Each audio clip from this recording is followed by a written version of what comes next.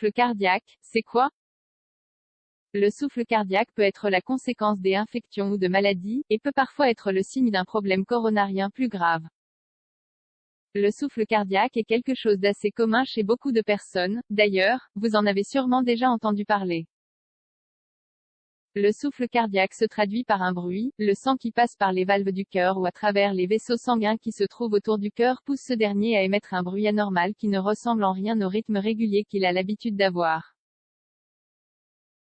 Cette anomalie représente le souffle que produisent nos battements à cause d'une petite défaillance au niveau de l'ouverture et de la fermeture des valves du cœur, l'air passe donc assez rapidement.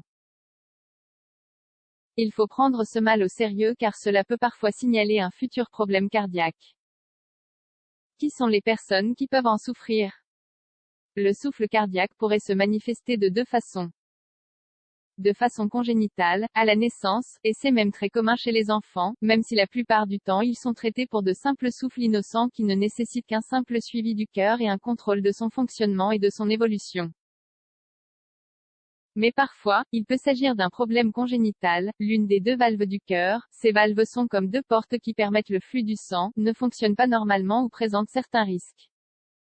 C'est pour cela qu'un suivi régulier est nécessaire. Par acquisition, il se développe souvent au cours de notre vie, surtout chez les personnes de plus de 50 ans. Quelles en sont les causes fréquentes? Les causes du souffle cardiaque, en plus d'être congénitales, peuvent venir de maladies ou d'infections qui laissent des traces sur les valves de notre cœur et déclenchent une détérioration de leur état. Il faudrait donc apprendre à déterminer les principaux facteurs. Une infection des valves cardiaques défectueuses des orifices sur les parois du cœur, la cloison auriculaire ou ventriculaire, fièvre, anémie, baisse des globules rouges du sang, fièvre rhumatismale, endocardite, une crise cardiaque antérieure qui a laissé des traces sur les valves du cœur. Tout cela fait que les valves, ces portes qui précèdent l'entrée au cœur, ne peuvent plus se fermer correctement et influencent le passage du sang. Quels sont les symptômes du souffle cardiaque? Il faut savoir en premier lieu que les souffles soi-disant innocents ne montrent pas de symptômes importants, d'où la nécessité d'avoir un suivi régulier, car même s'ils ne sont pas graves, il faut quand même les surveiller. Les souffles anormaux, quant à eux, donnent souvent des symptômes.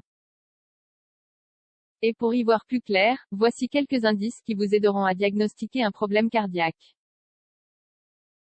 Être fatigué. Avoir les veines du cou très marquées et dilatées. Avoir une couleur de peau légèrement bleue, surtout au niveau du dos et du bout des doigts. Vertige et évanouissement. Douleur à la poitrine. Ne pas avoir faim. Être gonflé. Avoir des sueurs au moindre effort. Les différents types de souffle cardiaque. C'est au médecin de voir et de diagnostiquer l'état et la nature de notre souffle cardiaque, en analysant le volume, la durée et le son du souffle. Ils sont ainsi capables de mesurer son intensité et de définir ses caractéristiques. On peut diviser ces dernières en trois catégories. Souffle systolique, c'est le souffle du cœur qui se produit durant une contraction du muscle cardiaque. Souffle diastolique, c'est le souffle du cœur qui se produit durant le relâchement du muscle entre les battements. Continu, c'est le souffle du cœur qui se produit durant tout le cycle cardiaque. Les souffles impliquent-ils forcément une maladie cardiaque?